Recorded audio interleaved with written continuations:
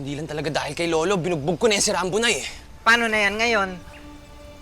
Lalo na tayong mahihirapan paalisin yung mga yan. Kasi bawal na tayo magbakulaw. Nay, paano ba naman? Gawin mo ba naman sa harap ni Lolo yon? Hindi ako nakapagpigil eh. Kulang pa nga yun eh.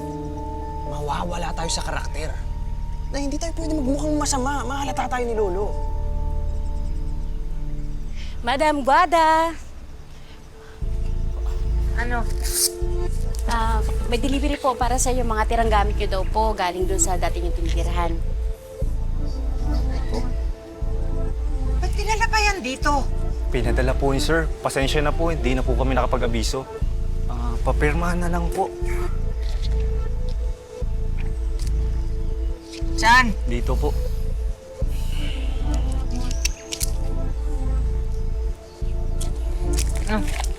Na.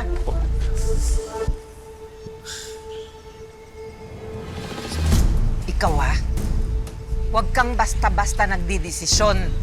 Sino-sino pinapapasok mo dito? Sorry po. Layas.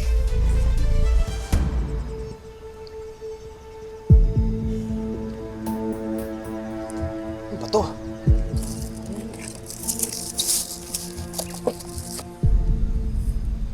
Nay, mga lumang gamit natin to eh. Hindi na natin kailangan to. Oh.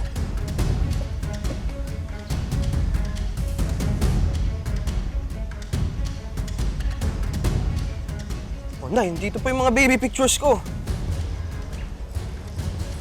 Oh, dito pa yung pinagbuntis mo ako. Buhatin mo. Bakit? Buhatin mo.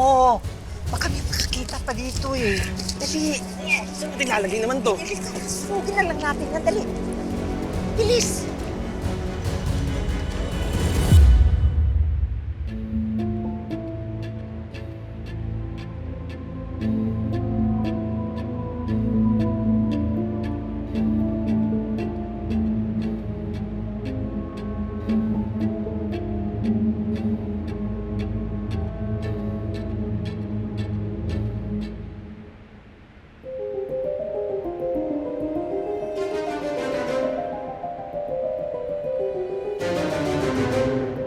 Anak nga kaya siya ni Marian sa ibang lalaki? Pero imposible. I'm sure there's another explanation for this.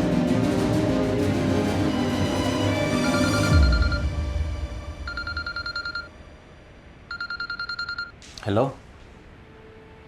Yung project sa Sitio Alarcon. Yes, I can see the changes. But, hello? Napuputol ka. Can you please repeat? Hello? How about now? 5 p.m. ka Hello? bukas kay Miss Preta para sa tatay Hello? ng condominium. Late lang kikitain mo doon. Okay, ako nang bahala. Nag-message din nga pala yung medical technician na doon sa pumeki sa DNA ni Eduardo at Oliver. Nangihingi ng dagdag bayad. Ay, naku, bayaran mo na. Hanggang basta importante, hindi mabuking na peke si Oliver, ha? Ano to?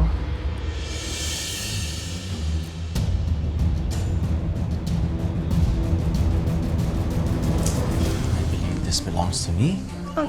What is that? It's nothing, ma. Nothing. Bakit ayaw mong sabihin sa akin kung ano yan? Basta, You let me see it.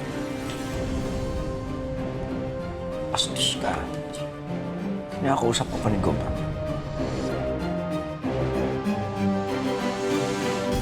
Pigilan nyo nga yan para kayong mga bata.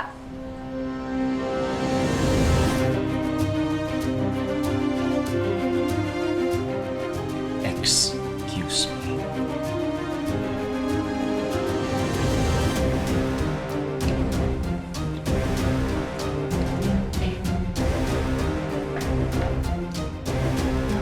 Hindi mo ba ako pinagbigyan? Bibigwasan ko lang ang isa.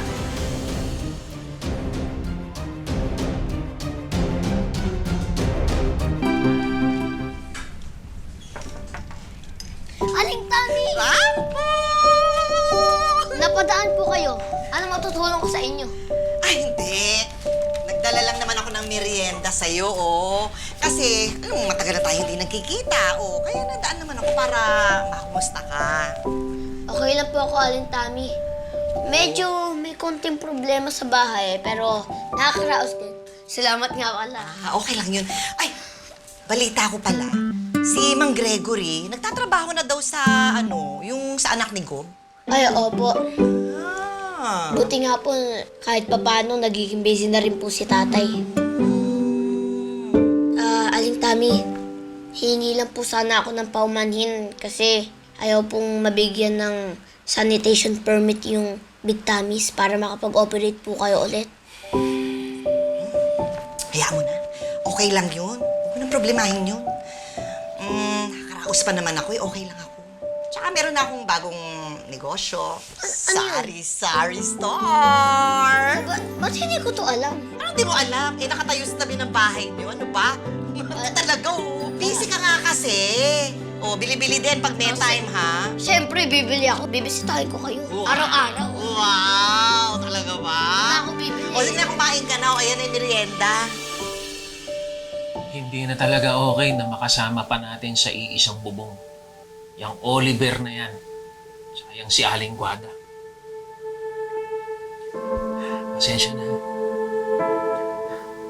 Matagal ko nang gustong makaalis na tayo rito kaso wala akong mahanap na malilipatan na bahay ng mura.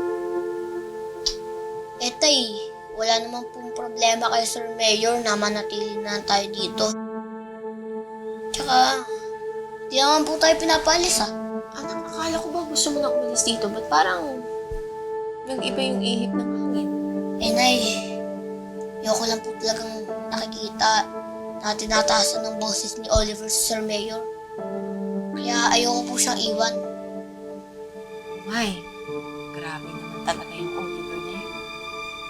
Parang hindi nga ka po ni Sir Eduardo. Kasi magkaiba talaga sila ng ugali.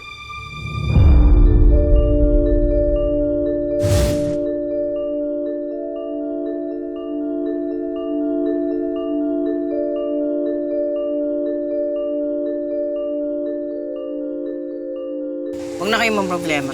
Nakiisip na ako ng paraan para wasakin si Rambo. Nag-uusapan niyo po ba ako?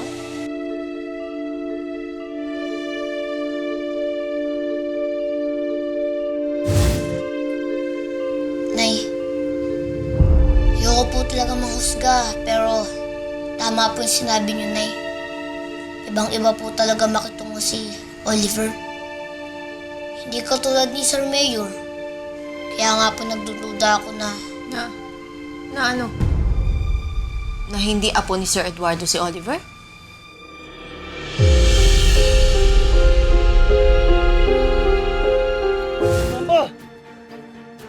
Tulong! Tulungan niyo kami!